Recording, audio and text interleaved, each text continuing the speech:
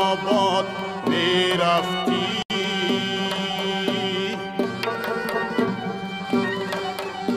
بزرگان را بزرگان زنده می‌دارد میگویند. امروز ما در ناحیه فیض‌آباد، در دهه فیض‌آباد، در آن جایی که به نام استاد زنده‌یاد شادروان دستمراد علی نامگذاری کرده شده است، تمام شاگردان و دوستان و خویش و اقربا و مخلصای بسیار نزدیک شادروان جمع آمدند و حاضر ما در آثارخانه‌ای که در همین دهه به خاطر 70 سالگی استاد زنده‌یاد در همین دهه بنیاد شده است، در همونجا قرار داریم. باور کنید از یک جهت شادی ما بی‌نهایت انتها ندارد، چون که همین مرد هنر یک بار دیگر در زادگاهش دائم یاد میکنند، ولی با در دهه‌ای که او در اینجا قدم جاهاش بود زندگی میکردن، در همین دهه آثارخانه‌ای که مخصوص به همین استاد بخشیده شده است.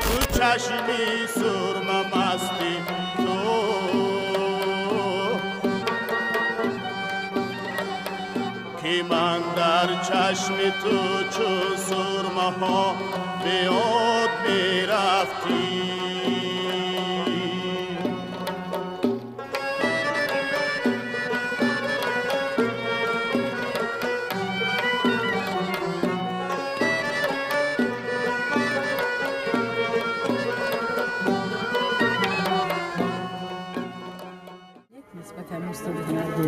همه هر یک نفر شما را اگر حاضر همه جا سخن زنند، دنیا گپ میزنه، چون که عقاید شما ارزنده، چون که هنر اصیل در دل همه ما جوش دیگر. نه که امروز ما به خوشی و خرسندی یاد میگیریم. من یک لحظه را میخوام برای شما بررسی کنم و دستاتی بیارم، برای که من اگه اونجوری نگفتم همه جا میگم، چون که همین سراج‌الدین همکارس ما در اینجا استودیو ما میگیم که ما با ایرز با نیکی و خرسندی ما افتخار میکنیم چون فرزند چهار داشتیم. همین من قطعی دوست من ملک خود دیگه میخوندیم، سراج‌الدین در ارم بودن و ارم اومدن علاقه ما استاد ایده استود بود. همین سراج‌الدین ما را دید و خیلی بیا که بچه بود در خود بچه خدمت. همین سراج‌الدین ما را دید انا شما چیکار کردی؟ همین ما را همین قدر سوال بارون کرد و تاقیه مکفید که خدای مهربان ما همین فقط خدا میگم که سوز بگه یک کس ما را شنید تاقیه مکفید که بچه ما چیکار کرده باشیم در پیش شیم مدر گناهگاه شدیم.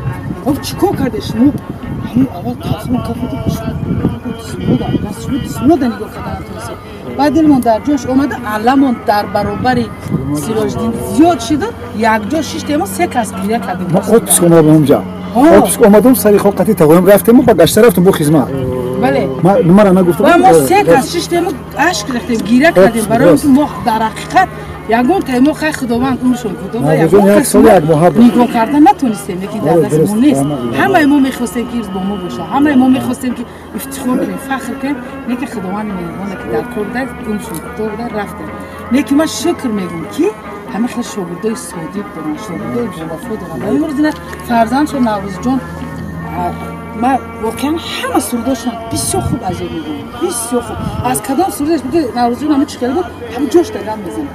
برای من افتخار با شما، رحمت با شما میگم که شما رو میگم که هر سال یکون سال نیست که مثلا همین شادروانه یاد نکنیم. اینا برادرای راهدور ما بسیار احترام میکنیم که یاد استاد میکنن. صادق بعدا خودشون نسبت به استاد شاگرد صادق بودن شما یه بار دیگه اثبات میکنن. برای همتون میگم بازم شکرانه میگم. اگر چندی نیستم گفتی شما بیم در دل همه ما زنده است.